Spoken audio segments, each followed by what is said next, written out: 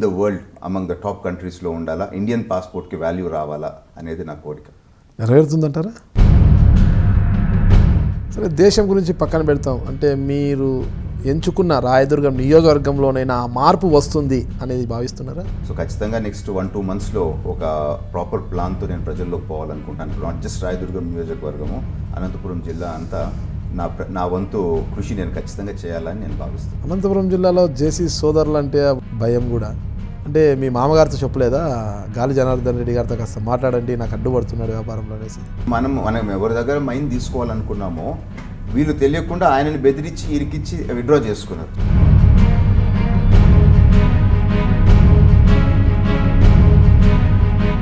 ఐదుకూర్ modernisation work చేసేటప్పుడు నాకు అప్పుడు సూర్యప్రతాప్ రెడ్డితో ఇబ్బంది అయితే జగన్ దాదాపు 150 మందిని పంపించాడు నాకు ప్రొటెక్షన్.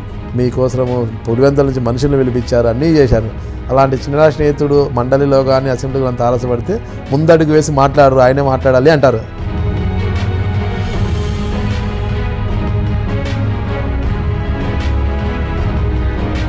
ఈ ఎన్నికల్లో మీ అఫిడవిట్లో 950 కోట్ల ఆస్తులు చూపించినట్లు చెప్తున్నారు. అప్పుడు ఎవరు కూడా అంత పెద్ద ఎత్తున అప్పుడు ఆ రోజు ఆస్తులు చూపించలేదు. ఎందుకు అంత పెద్ద ఎత్తున ఆస్తులు చూపించారు? ఇది చాలా ఇంపార్టెంట్. ఎందుకంటే వాస్తవం తెలవాలి మనుషులకి. యాక్చువల్గా మీరు చూస్తే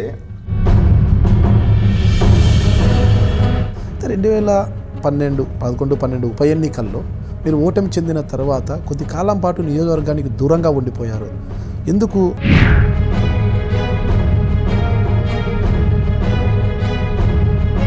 చివరి నిమిషంలో జేసీ ప్రభాకర్ రెడ్డి గారు మా అల్లుడికి టికెట్ ఇవ్వకపోతే నేను పార్టీకి రాజీనామా చేస్తా.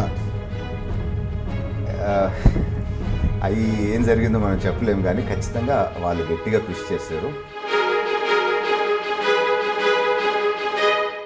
అసలు కరువుకు నిలయమైన అనంతపురం జిల్లాకు ఏం చేయాలనుకుంటున్నారు మీరు? నేను ఒకటి చెప్తానండి. ఇప్పుడు మీరు చూస్తే దుబాయ్లో ఎడారి, నీళ్లు లేవు. ఇట్లాంటి ప్రపంచంలో ఎన్నో ప్రదేశాలు ఉన్నాయి, ఏది వనరులు లేని ప్రదేశాలు. కానీ సిస్టమ్స్ వాళ్ళు కరెక్ట్గా చేసుకుంటే ఎక్కడికో పోతా ఉంది.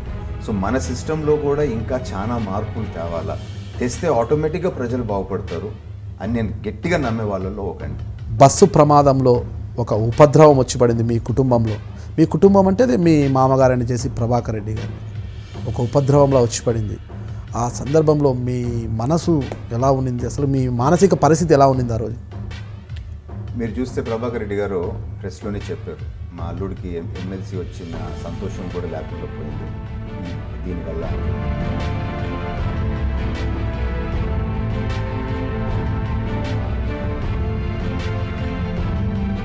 అంత జరిగిన జగన్మోహన్ రెడ్డి గారి మీద ప్రభాకర్ రెడ్డి గారు చేసిన వ్యాఖ్యలకి ఎక్కువ ప్రాధాన్యత వచ్చింది. చాలా డ్యామేజ్ కూడా జరిగింది కదా రాష్ట్ర వ్యాప్తంగా.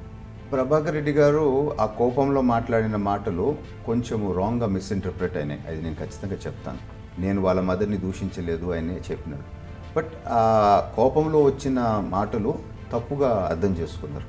అనంతపురం ఎమ్మెల్యే వైకుంఠం ప్రభాకర్ చౌదరి గారికి మీ మామగారికి సీమ టపాకాయలు పేలినట్లు టపా టపా టపా పేలుతుంటే ఎప్పుడు కూడా ప్రభాకర్ చౌదరి గారితో మీకు ఎలాంటి అనుబంధం ఉంది?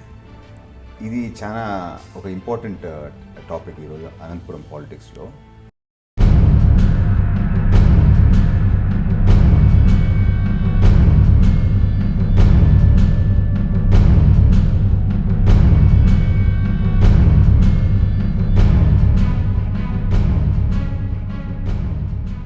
నేను దీపక్ రెడ్డి తెలుగుదేశం పార్టీ తరపున అనంతపురం జిల్లా ఎమ్మెల్సీగా ఎన్నుకోవటమైనది.